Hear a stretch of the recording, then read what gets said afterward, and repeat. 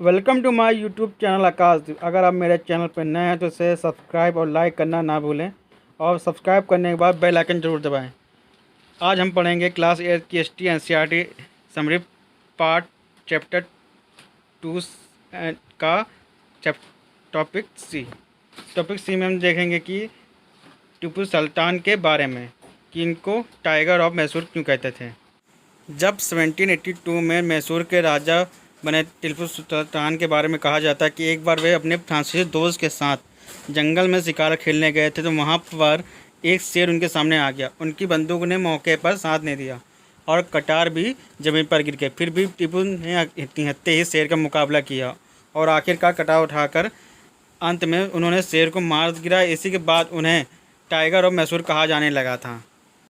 जब कंपनी को अपने राजनीतिक और आर्थिक हितों पर खतरा दिखाई देने लगा तो कंपनी ने प्रत्यक्ष मिलिट्री कॉन्फ्रेंशन कर दिया और दक्षिण भारतीय राज्य मैसूर के उदाहरण से यह बात समझी जा सकती है। हैदर अली, जिनका शासनकाल 1761 से 1782 और उनके सन टीपू सुल्तान, जिनका शासनकाल 1782 से 1799 तक था, जैसे शक्तिशाली शासकों के नेतृत्व में मैसूर काफ़ी ताकतवर हो चुका था। मालाबार कोस्ट पर होने वाले व्यापार पर टीपू सुल्तान का पूरा अधिकार था और मैसूर की रियासत के नियंत्रण था, जहाँ से कंपनी पेपर और कंडमम मतलब की इलायची खरीदती थी। 1785 में टीपू सुल्तान ने अपनी रियासत में पड़ने वाले सभी कोस्टों से चंदन की लकड़ी, काली मिर्च और इलायची के निर्यात एक्सपोर्ट को रोक दिया। सुल्तान ने स्थानीय सौदागरों को भी कंपनी के साथ कारोबार करने से रोक दिया। टीपू सुल्तान ने भारत को रहने वाले फ्रांसीसी व्यापारियों से घनिष्ठ संबंध विकसित किए और उनकी मदद से सेना का आधुनिकीकरण किया था। सुल्तान के इस कदम से अंग्रेज आग बबूला हो गए और इसके विपरीत चलते ही फलस्वरूप मैसूर के साथ अंग्रेज़ों की 4 बार जंग हुई। पहली जंग जो हुई थी 1767 से 69, दूसरी जंग 1780 से 84, तीसरी जंग 1792 और तीसरी और जो लास्ट जंग हुई थी 1799 वॉर ऑफ श्रीरंगपट्टनम, जिसे लास्ट वॉर। कंपनी को इसमें सफलता हासिल हुई और कंपनी राजधानी की रक्षा करते हुए टीपू सुल्तान मारे गए और मैसूर का राजकाज पुराने वोडियार राजवंश के हाथों में सौंप दिया। इसके साथ ही मैसूर पर सब्सिडी अलायंस लगा दिया गया। इस पिक्चर में देखेंगे कि टीपू सुल्तान के बेटों को बंधक के रूप में कॉर्नवालिस के सामने पेश किया जा रहा है। कंपनी की फौज को हैदर अली और टीपू सुल्तान ने कई बार युद्ध में हराया था, लेकिन 1792 में मराठाओं और हैदराबाद के निज़ाम और कंपनी की संयुक्त फौजों के हमले के बाद टीपू सुल्तान को अंग्रेज़ों से संधि करनी पड़ी। इस संधि के तहत उनके 2 बेटों को अंग्रेज़ों ने बंधक के रूप में अपने पास रख लिया था। इस पिक्चर में आप देखेंगे कि टीपू टॉयज लॉयन है। यह विशालकाय मशीन लार्ज मैकेनिकल टॉय जिसमें दिखाया गया है कि नकली शेर एक यूरोपीय सिपाही को दबाए हुए है। जब इसका हैंडल घुमाया जाता है तो नकली शेर दहाड़ता था और सिपाही के भीतर से चीख की आवाज़ आती है। अब यह खिलौना शेर लंदन स्थित विक्टोरिया एंड अल्बर्ट म्यूजियम में रखा गया है। War with Marathas. 18वीं सेंचुरी के लास्ट में कंपनी मराठाओं की ताकत को काबू और ख़त्म करने के बारे में सोचने लगी। 1761 में पानीपत की तीसरी लड़ाई में हार के बाद दिल्ली से देश का शासन चलाने का मराठाओं का सपना चूर चूर हो गया था।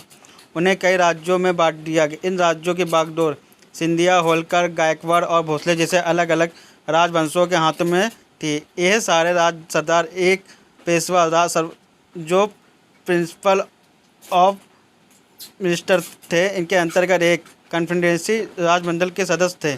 कॉन्फेडरेसी मतलब होता है गठबंधन। पेशवा इस राजमंडल का सैनिक और प्रशासनिक प्रमुख होता था और पुणे में रहता था। महान चीज सिंधिया और नाना फडणवीस 18वीं सेंचुरी के लास्ट के 2 प्रसिद्ध मराठा योद्धा और राजनीतिक थे। एक के बाद कई युद्धों में कंपनी ने मराठाओं को घुटने टेकने पर मजबूर कर दिया। पहला युद्ध 1782 में सालाबाई संधि के साथ खत्म हुआ, जिसमें कोई पक्ष नहीं जीत पाया था। दूसरा युद्ध अंग्रेज़ों मराठाओं के बीच हुआ था कि जो second Anglo Maratha war 1803 to 1805 कई मोर्चों पर लड़ाई गई थी। इसका नतीजा यह हुआ कि उड़ीसा और यमुना के उत्तर में स्थित आगरा व दिल्ली सहित कई भूभाग अंग्रेज़ों के कब्जे में आ गए। अंततः 1870 से 1890 के तीसरे अंग्रेज मराठा युद्ध में मराठाओं की ताकत को पूरी तरह कुचल दिया गया। पेशवा को पुणे से हटाकर कानपुर के पास बिठूर में पेंशन पर भेज दिया गया। अब विंध्य के दक्षिण में स्थित पूरे भूभाग पर कंपनी का नियंत्रण हो चुका था। The claim to पैरामाउंटेंसी।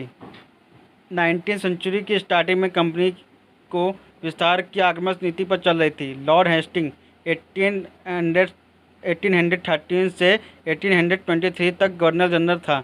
इस पिक्चर में आप देख सकते हैं लॉर्ड हेस्टिंग के नेतृत्व में सर्वोच्चता की एक नई नीति की शुरुआत की गई। कंपनी का दावा था कि उनकी सत्ता सर्वोच्च है, इसलिए वह भारतीय राज्यों से ऊपर हैं। अपने हितों की रक्षा के लिए वे भारतीय रियासतों का अधिग्रहण करने तथा उनके अधिग्रहण की धमकी देने का अधिकार अपनी पास मानती थी। यह सोच बाद में अंग्रेज़ों की नीतियों में दिखाई देती है, लेकिन यह प्रतिक्रिया बेरोक टोक नहीं चली। उदाहरण के जब अंग्रेज़ों ने कित्तूर के छोटे से राज्य को कब्जे में लेने का प्रयास किया, जो रानी चेन्नम्मा ने हथियार उठा लिया और अंग्रेज़ों के खिलाफ आंदोलन छेड़ दिया। 1824 में उन्हें गिरफ्तार कर लिया गया और रानी चेन्नम्मा को 1829 में जेल में ही उनकी मृत्यु हो गई थी।